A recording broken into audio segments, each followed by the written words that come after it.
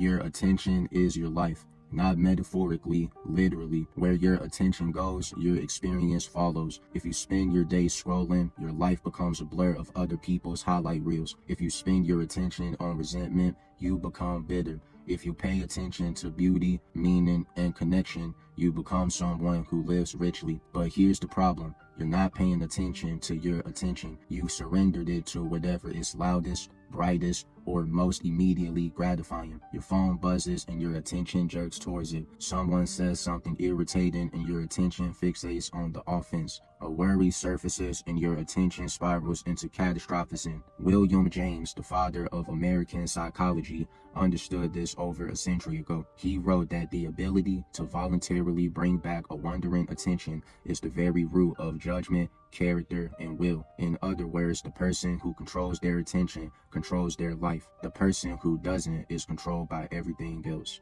Another good chapter to start off this book, and it's true. Like the first sentence says, your attention is your life. Whatever you pay attention to for a long period of time, that's all you're gonna know, and that's all your life is gonna look like. So like it says, if you spend most of your attention doom scrolling, and there's nothing wrong with that in a way, because I'm gonna keep it real, I would be a hypocrite if I came on here and told you not to do that when I know I do it myself. But where it becomes a kind of a problem is when you doom scroll so much that now becomes your lifestyle and you just forget about the things that you said you wanted to do. So like with me, I'm always trying to find time to make content, but at the same time I do doom scroll a bit.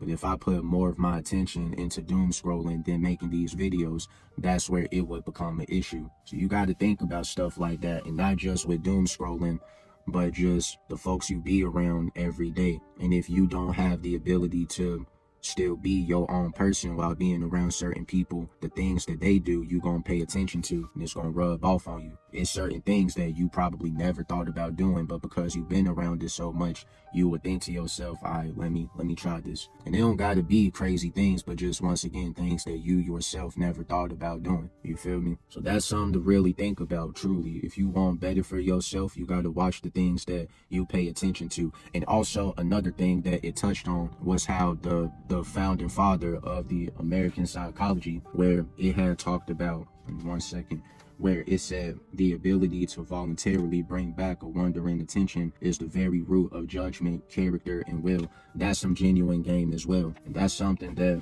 a lot of folks, myself included, sometimes need to do more of. Because the mind wandering isn't an issue. That's a default thing that the mind does. It don't matter how much you try to quiet it. That's what it does. It's the default mode network.